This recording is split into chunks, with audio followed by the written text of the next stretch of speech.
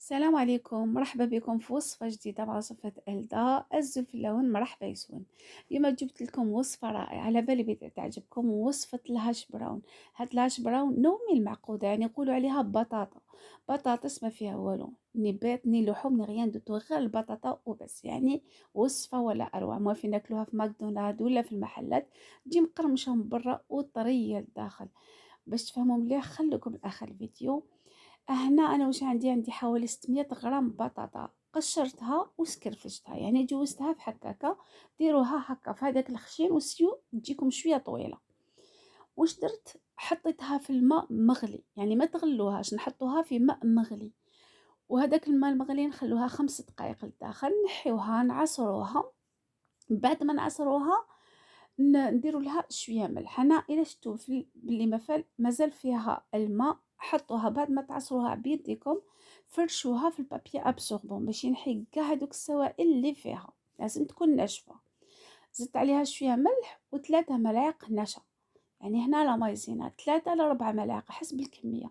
وفي النكهه حبيتوا ديروا شويه توم بودره، شويه زنجبيل، شويه كمون، ديروا واش حبيتوا. انا درت شويه فلفل اسود، شويه توم، والمايزينا، مايزينا يعني 3 ملاعق نشا. هذا واش درت، خلطتهم بيان كوم يلفو.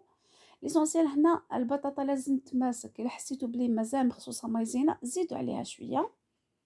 هذه هي المقادير اللي كاين فيها. وهنايا بعد ما تمسكت هذيك البطاطا، جبت هاد لو بابي ولا يعني ان بابي كويسون، ديروا عليه هذا بين بابي والاخر ليسونسيال ما تلصقش معكم. وجبنا هنايا طابع اللي يكون عندكم في الدار ولا كاس اسونسيال، سواء هكا يكون دائري ولا يكون عندكم اوفال تاني يساعدكم في الخدمه. هنا ما لازمش ترقوها بزاف بزاف ولا تخشنوها. انا حوالي نصف سنتيمتر، يعني حوالي 5 مليمتر اللي درت السمك ديالها، وزدت بسطتها شويه. هنا واحد 4 مليمتر اللي جاتني، وعطيت لها هذا الشكل، يعني ماشي شكل بيضاوي. نسيو نضغطو من الجوانب، نخلوها يعني قبالة، وفي لي كوتي نحدبوها، يعني يكون شويه مدور الفوق باش نعطيو لها هذاك الشكل تاع الهاش براون. انا سمحوا لي برك لي زيتاب تاع هاد لا فيديو راحوا لي كي حطيتها في الماء وبعد ما عصرتها، يعني يعني اعتذر على هاد المقطع اللي راح. وشنو انا فهمت لكم، وان شاء الله نعاود لكم لا فيديو بالتفصيل باش تشوفوا فريمون لي زيتاب. واش نقول لكم، هاد الوصفه رائعه، على بالي بلي تعجبكم وتعتمدوها. وهنايا واش درت انايا، بعد ما شكلت البطاطا هذاك دخلتها في المجمد. هنا ضروري البطاطا تاعكم تحكم روحها تتجمد، يعني تخلوها ساعه ساعتين حسب الكونجيلاتور ديالكم، تتجمد بيان كوم الفو.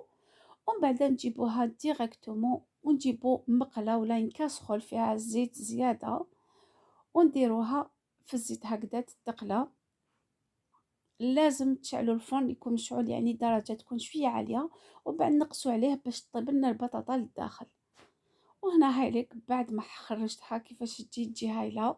انا هنا رافقتها بين صوص، سواء صوص الجيريان هكذايا، ولا مايونيز كيتشوب، ولا صوص تاع الثوم، يعني لكم الاختيار. تاكلوها بالصحه وراحه. نقول لكم ما تنسونيش باللايك.